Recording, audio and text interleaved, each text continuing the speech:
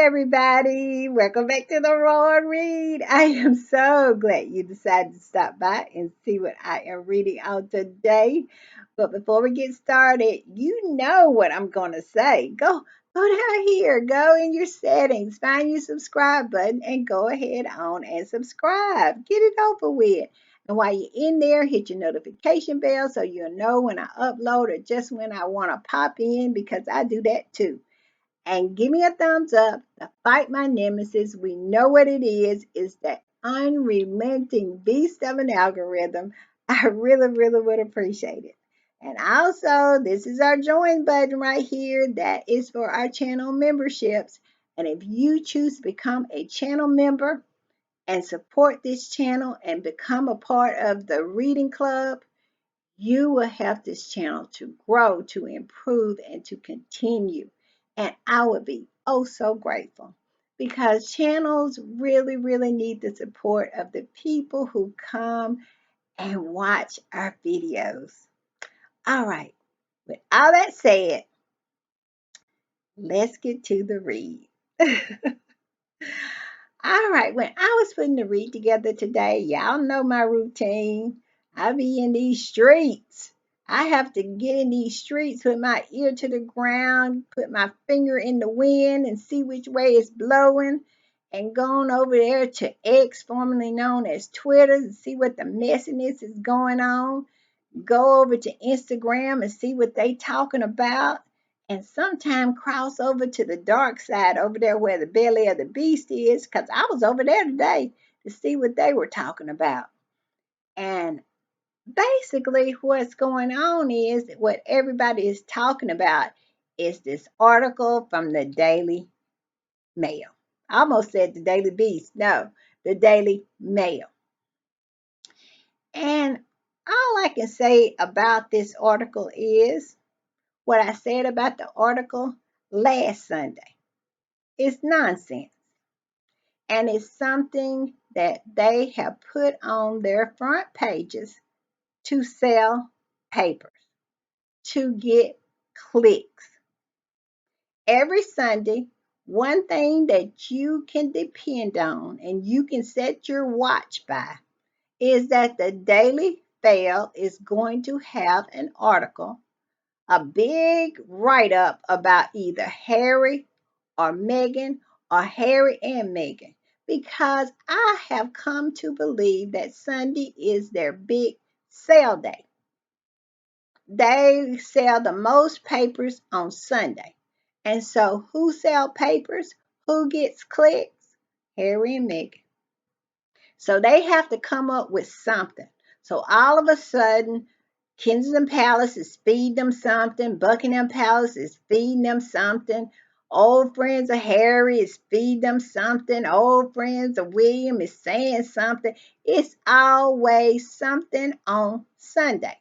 Like I said last Sunday, I said I'll be back next Sunday with with the next story that they have on the front pages because they do it every Sunday. And here I am to talk about it. And basically, this Sunday, it is a bunch of nonsense saying that Harry wants to return to the UK. When we saw Harry with our own eyes and heard him with our own two ears tell Anderson Cooper that he could never imagine that he would return to the royal fold to become a working role. But yet here is this rag saying that he is returning. But when you get into the article, it pretty much tells you that they don't know what they're talking about, that they're making stuff up. You can tell by the verbiage and the language structure that this is nothing but nonsense.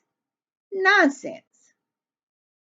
And it is so sad how so called legitimate news organizations take hook their wagon to this nonsense, because I saw the BBC did a panel about it. I'm telling you, I was in these streets, so I know.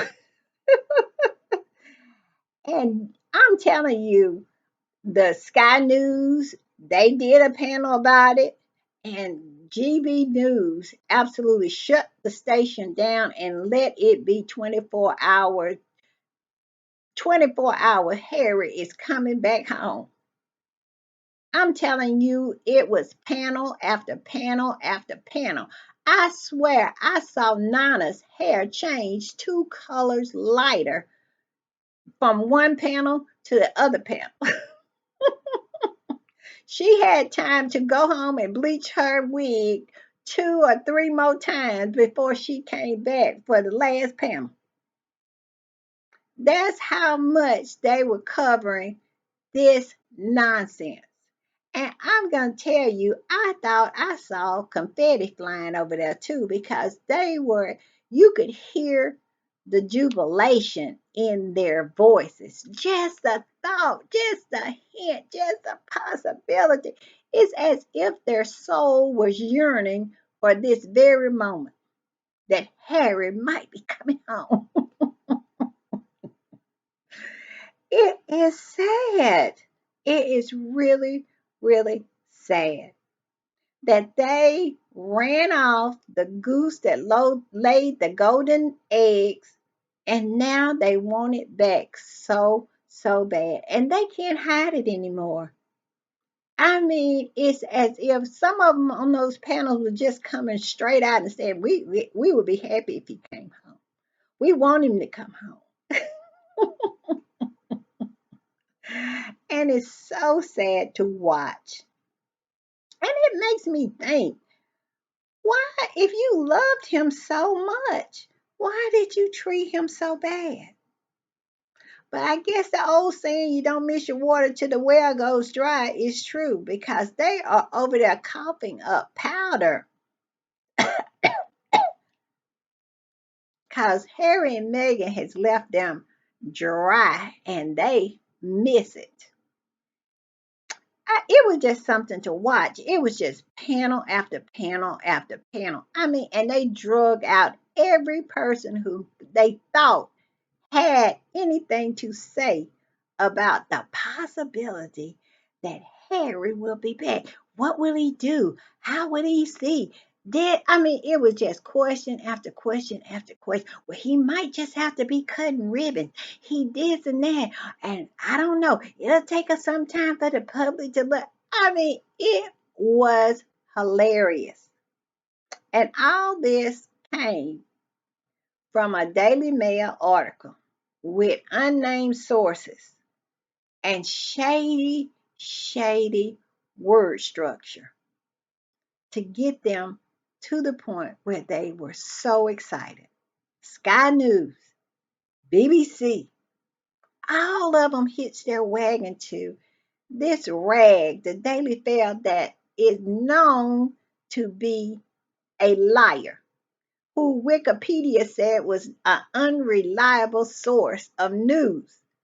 They hitched their wagon to that because their heart is yearning for Harry. Anything that anybody says that Harry might return, they they don't care who said it. It could have been a little boy on the street say, I heard Harry was coming. Where? Where? They would have had Mike in that little boy's face. They are just that desperate. I have never saw anything like it. We are going to get in this article, but I want to make this statement. I saw something over on X, and it basically said that all this, like this write up, this nonsense article, is to the beneficials. I'll get it right in a minute. It is beneficial to the royal family. See, when Harry quit, when he rejected them, saying that he no longer wanted to be a part of the institution, it lessened the institution.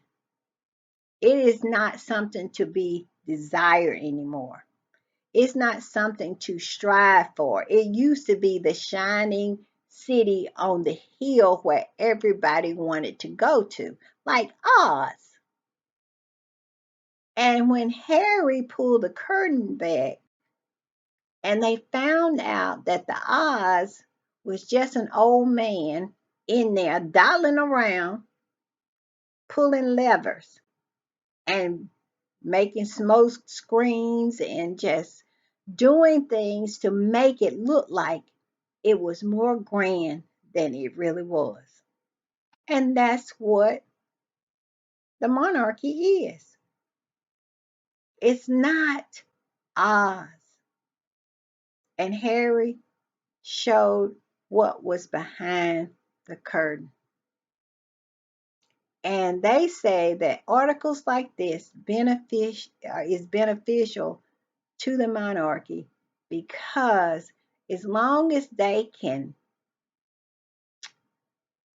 pretend or make people believe that the monarchy is something to be desired, something to be exalted, something to that people should bow down to because it's exquisite, then it survives.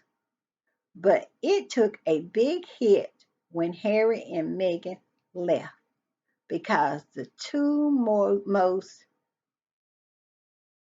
desired, the two most loved, the two most popular royals said, we don't want to have nothing to do with it no more. We're going to go over here.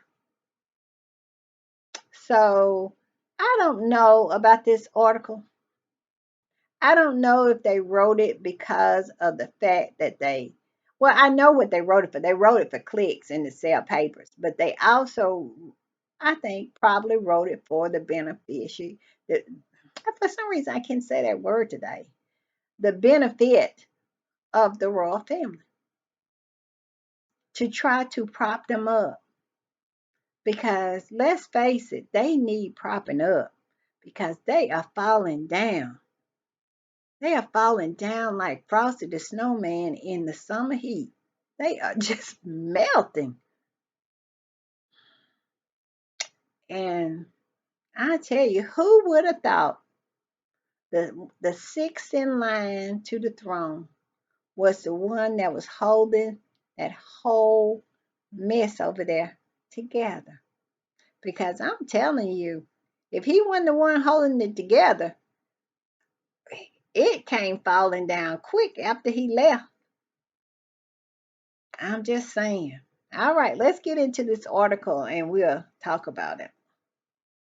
And it's just nonsense. It's nonsense. It says, and get ready for this paragraph of a headline. I don't know. Here in America, we keep it quick, but just a whole paragraph for a headline. Check this headline out. I'm gonna read it all at one time. It says, Duke of Sussex as former aide to help plot return from the U.S. exile in first stage of rehabilitation strategy. Prince's friends vow to help smooth path back and dub it Operation Bring Harry In from the Cold. Now that's the headline.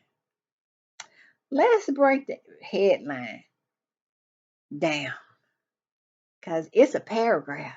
It says the Duke of Sussex asks former aides to help plot return from his U.S. exile in first stage of rehabilitation strategy. What former aides? I have watched panel after panel and I have read all kinds of articles and nobody seems to know anything about these former aides. It was one woman said, I don't know who they are. I haven't been able to put my finger on who they are because they don't exist. This was something to sell papers today. It's Sunday. It's time to get the clicks in. Let's go on. It says the first stage of rehabilitation strategy. Rehabilitation from what? Re- I don't know. Rehabilitation from what? Being abused, being scapegoated, being lied on, being fed to the wolves, being I don't know, being hurt over and over again and disappointed because your family will not help you. Is this the rehabilitation he's talking about? Because that's the only thing that Harry has done is try to survive and try to save his family and make sure his family's okay. Rehabilitation from what exactly? Let's go on. Prince's friends vowed to help smooth the past back and dubbed it Operation Bring Harry In from the Cold. I mean, it's as if Harry is a Russian spy or something. All Harry did was to leave his family's fold because his family was not helping him to thrive within it. They were doing everything that they could to make sure he didn't thrive and make sure everything they could do to get his wife to unalive herself. So I'm sorry, that makes no sense to me. But let's go on. It says Prince Harry has sought advice from trusted former aides in Britain on how to mastermind a return from exile in the United States. Exile. Like I said, they act like Harry is some kind of Russian spy or Russian, um, or not just Russian spy, just any kind of CIA agent, anything like that, some kind of clandestine, situation. Instead of somebody who packed their clothes up in suitcases, everybody knew that they were going and left and moved to another country. I, as an American, I just don't get it. We have a lot of love figures here in America, figures that we love, past and present. Famous, very, very famous people. And they have been able to move anywhere they have chose to move. Like, we'll say Beyonce. Right now, Beyonce is one of the most loved people in America. Taylor Swift. Taylor Swift is one of the most loved people in America. Now, do they choose to live in America? They do. But if Taylor Swift chose to move to, I don't know, the UK, we'll be fine with that because no matter where Taylor goes, she's always going to be an American. And we're fine with that. Tina Turner. Nobody was more beloved than Tina Turner. Tina Turner left America, renounced her citizenship, and became a citizen of Switzerland. And we loved her just the same.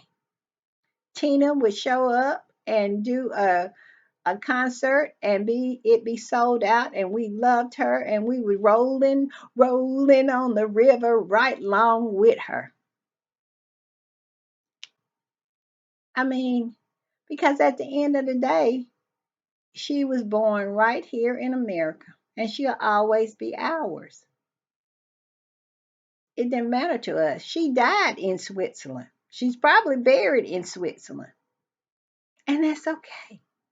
Because at the end of the day, as Americans, we understand that they have a right to their life and to live it the way they choose to live it. And we can still love them and go along with what they're doing just the same. It just doesn't seem like that way for Harry. He's in exile because he packed his clothes up, his wife and his baby, and he moved to a different country. He's the sixth in line. He's not the second in line, the third in line, the fourth in line, the fifth in line. He is sixth in line to the throne. Am I missing something? Let's go on. Sources said the Duke is consulting people from his old life as working royal after allegedly growing dissatisfied with advice from American based image experts. Why would Harry have an American based image expert? I believe that's a lie.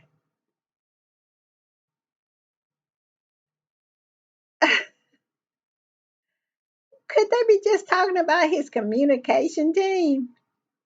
Because that's crazy to me. Let's go on. It said overtures signify the first stage in a strategy to rehabilitate Harry that would involve him spending more time in the UK to repair his relationship with his father and potentially initiate a partial return to the royal fold. And that right there is what set their hearts a Twitter. I'm telling you, GB News cannot contain itself over there. And it was panel after panel today and tomorrow because it's Labor Day here in America. But it is not Labor Day. It is no holiday in the UK tomorrow. And what you want to bet?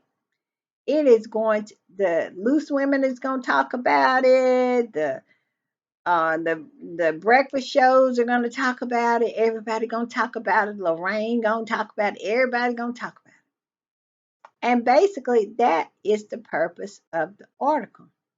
That is why Kensington Palace or Buckingham Palace fed this to them. I think they get together and coordinate whatever story it's going to be because they know it's all made up. They probably throw ideas out there. This is ridiculous. But I tell you, that little part right there, returning partially to the fold, they cannot stand it. Like I said, I did not know that they were so starved for Harry's attention. They really, I knew they were butthurt that he had rejected them, but I did not know how butthurt until that paragraph hit the presses. They have just about lost their mind because of the potential that Harry just might come back to the UK to cut a ribbon.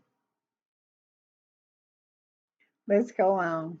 Sources stress that Harry and Meghan, who had spent the past 4 years living in self imposed exile in California with their two children, are not seeking permanent return. Who gonna tell them? Who gonna tell them? We already knew that. And they already knew that. See how this whole thing is structured. He coming back, but he really ain't coming back. This newspaper can also reveal that the couple have parted company with yet another American PR advisor. Christine Wells Smurmer joined the Sussexes in 2020 as head of communication, but left quietly last year. She is the 10th staff member to have left the couple in 3 years and last month took up a job with PR giant Berwick, advertising advising clients on reputation management. Last month, it emerged that the Sussex's chief of staff, Josh Kettler, had suddenly quit his job after scarcely 3 months. Harry is turning away from all sorts of Hollywood publicists and is seeking counsel from old friends and associates, says a source. He is clearly reaching out, thinking, I need to do something different because what I'm doing is clearly not working. In short, he's rethinking the way he operates. All because some folks quit their job. Harry is just reevaluating life because Christine, what was her name? Christine's whatever her name was, and Josh quit. And 10 people in 3 years have quit Harry and Meghan's employ. I don't know, and correct me if I'm wrong about the UK, but here in America, that is nothing unusual. I quit a job after 2 days because it wasn't a fit for me. And when I found out it wasn't a fit for me, I moved on. And also, too, let me give you a little, I don't know. I say I'm gonna give the Daily Mail a little insight on how the job market works here in America, how American people think about employment. Americans are always looking to level up. If we are working at we'll say, a steakhouse, we're looking to work at a 4-star restaurant. If we are working at a 4-star restaurant, we are looking to be the manager of the 4-star restaurant. If we are the manager of the 4-star restaurant, we are looking to be the district manager of the restaurants. Are we trying to open our own restaurant? That's the way people are in America. So, of course, we don't stay in jobs for life. We stay in jobs as long as that job is serving our purpose, serving us. And when it no longer serves us and we have the opportunity to move up, to level up, that is what we do. And it doesn't have anything to do with the employer. It has everything to do with us because we are the kind of people who always looking for the come up. That's why America is America because we have that kind of American spirit to us. We're always about the come up. And so I'm sure Josh, it didn't fit with him. So he went somewhere else. Christine, she's found an opportunity to level up, and that's what she did. And didn't have anything to do with Harry and Meghan. It had everything to do with them. What is good for us? That's what we are looking for.